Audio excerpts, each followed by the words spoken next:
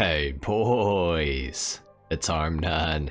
Today we're going to be customizing the Bravado Greenwood in Grand Theft Auto Online because this thing is on sale this week, so I figured now was a good time to customize this car again. It's been a while since I did my first customization on this thing, so we're going to start off with the armor as usual. We got to go all the way up on that. The armor plating, we're going to go ahead and add that onto the car. For the body trim, we can add a rear cage if we want to. We can also add a full cage, side trim delete, blacked out trim, and painted trim. I do like the blacked out trim, so we're gonna go for that one. For the brakes, we are gonna go for race brakes. For the bumpers, we have front and rear options. We can do a bumper delete, the painted bumper, the small splitter, or of course the large splitter as well. I actually really like the look of the painted bumper, so I think we're gonna go for that.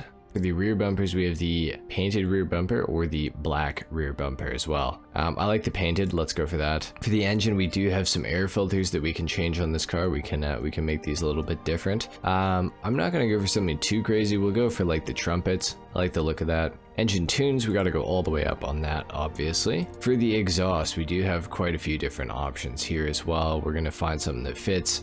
I don't really like side exits, so we're not going to go for a side exit. I think what we're going to go for is the slanted long bore exhausts.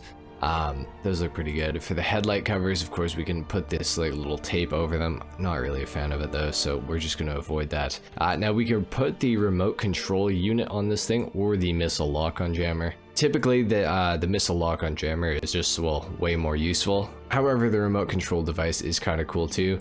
The only thing is with this car, with the remote control device, it doesn't have front mounted machine guns, so it's kind of useless because a lot of the time with the remote control, what you would use that for is, you know, driving your car around in remote control and shooting at people. But obviously this thing doesn't have that ability, so we're just going to go for the missile lock-on jammer. For the lights, we are going to go xenon, of course. For the livery, we have a white stripe livery, a white rear stripe, a classic side stripe, pinstripes, invincible, classic full stripes, bravado, stickered up, corkers, limited gasoline. That is such a cool livery actually. We got the haze livery, the green bling livery as well, and back to none.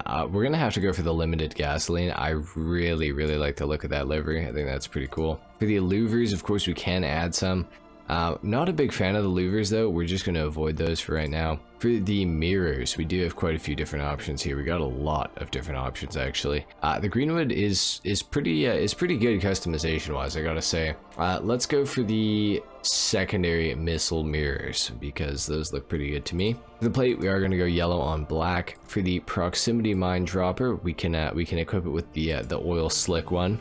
We're gonna do that, we might as well. For the color of the vehicle, I'm thinking that this thing's either gonna have to be black or white. I can't really see it being any other color. Maybe an orange just to try to match. You know what, actually that does match up pretty well. I actually wasn't expecting that to match so well. I think that's actually the exact same orange, unless my color blindness is acting up again. But yeah, I don't know. I feel like it's either gonna have to be white or black. You know what? Actually, I like the frost white a lot.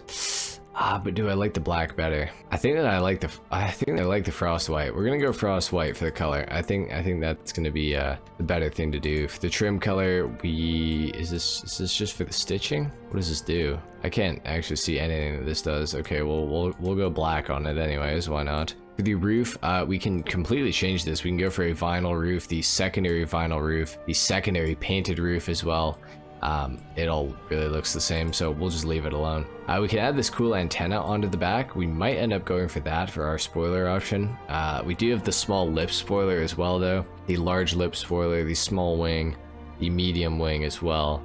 The wing with the carbon end plates on it as well. We got the tuner wing, we got the street wing, the race wing, competition wing, and back to none. I think that I kind of want to go, I think I'm going to go for the small lip spoiler. I feel like it kind of looks the best, kind of makes the most sense, so we'll do that. For the suspension, we are going to slam this thing all the way down because we want it to handle the best. Race transmission, got to add that. The turbo as well, of course. For the wheels, this car has interesting stock wheels on it. I'm not sure what we want to go for as far as the wheels go. I think we're gonna have to look in the muscle car category. I think that this thing with some crackers on it would actually look pretty good, probably. Yeah, the crackers kind of suit this thing really well, honestly. Okay, let's go for those just for right now, and we'll see if there's anything else that looks good too. You know what? The spooners actually look really good. I'm gonna go for the spooners. I like those a lot. Let's do that. Black for the color on those, of course. For the bulletproof tires, we gotta add those onto the car, obviously. And for the windows, we're gonna tint these all the way out. This thing's looking pretty mean. I actually really like the look of this. So I think that's pretty much it for the customization, guys. We're gonna take this thing down to the ground. We're gonna do a sound test and, of course, a full review on the car. All right, let's take a listen to the Bravado Greenwood.